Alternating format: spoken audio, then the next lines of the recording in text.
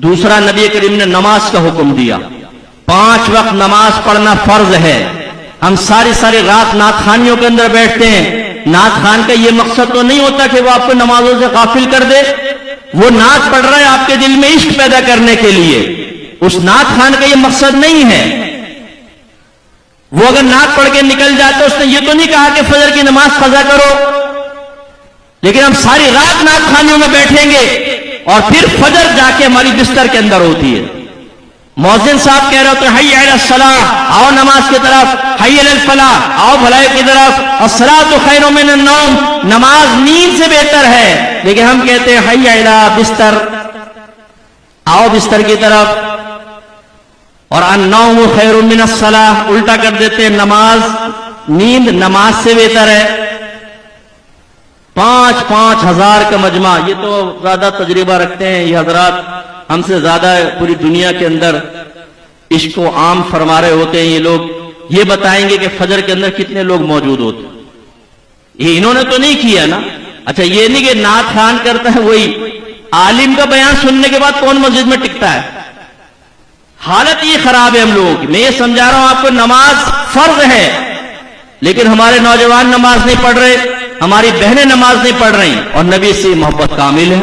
सरकार फरमाते हैं क़ुर्रतु ऐनी फ़िस्सलाह, नमाज में मेरी आंखों की ठंडक है। हम उस ठंडक को कैसे खत्म कर रहे हैं?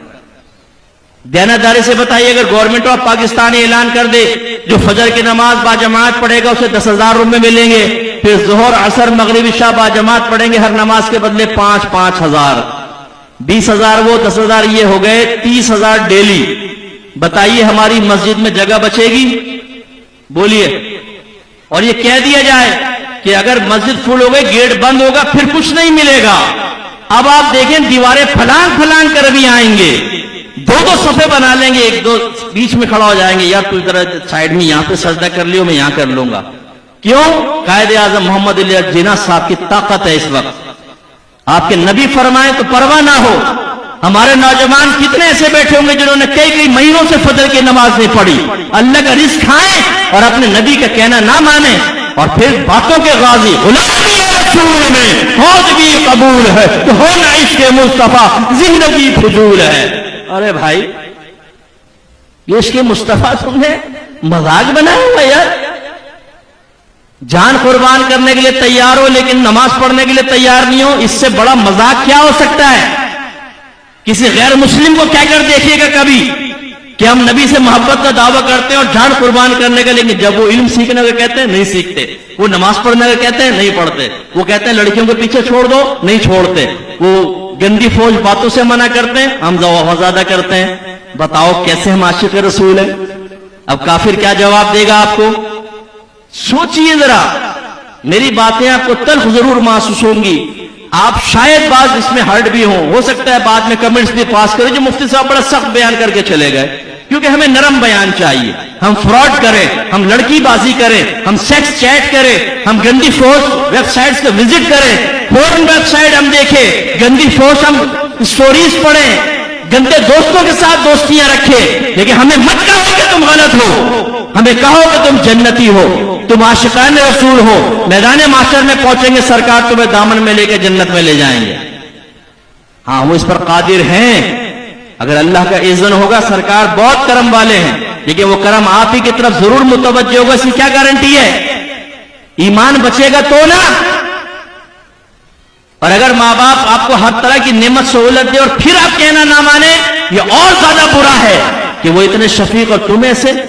अगर नबी करीम आप कहते हैं आखिरत में बड़ा करम फरमाने वाले हैं, तो इतने करम फरमाने वाले नबी के एहसानात को तकाजा तो यह था कि और ज्यादा इताअत की जाती।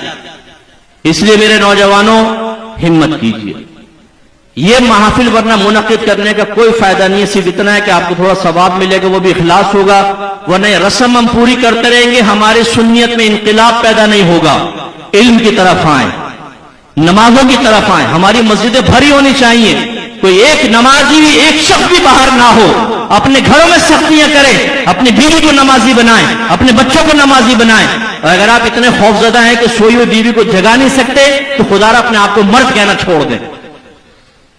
جو اتنے کمزور ہو چکے ہیں کہ نہیں بیوی ایسا نہ ہو کہ اٹھ کے چیخنا چلانا شروع کر دے، تو آپ نے چپکے سے گئے، نماز پڑھ کر آ گئے، بروز قیامت اس کا حساب ہوگا. یہ بیوی جو ٹانگیں پھیلا کے خراٹے لے رہی تھی، تم نے کیوں نہیں جگایا تھا اس کو؟ اس کا حساب ہوگا آپ سے آخرت کے اندر. جوان بیٹا پڑا سو رہا تھا، کیوں نہیں ہلا کے اٹھایا اس کو؟ کیوں آپ اتنے خوف زدہ ہوئے اپنے جوان بچے سے؟ اسے بے عمل بنا دیا، اسے بے نمازی ہونے کا عادی بنا دیا. اب باپ ڈرتا ہے اپنے بچے کو اٹھاتے ہوئے کہ اٹھاؤں گا تو ناراض ہو جائے گا. یہ خراب ماحول آپ کی آخرت کو برباد کر سکتا ہے، یاد رکھیں. تو آئیے سنت کو مضبوط کریں، علم دین سیکھیں.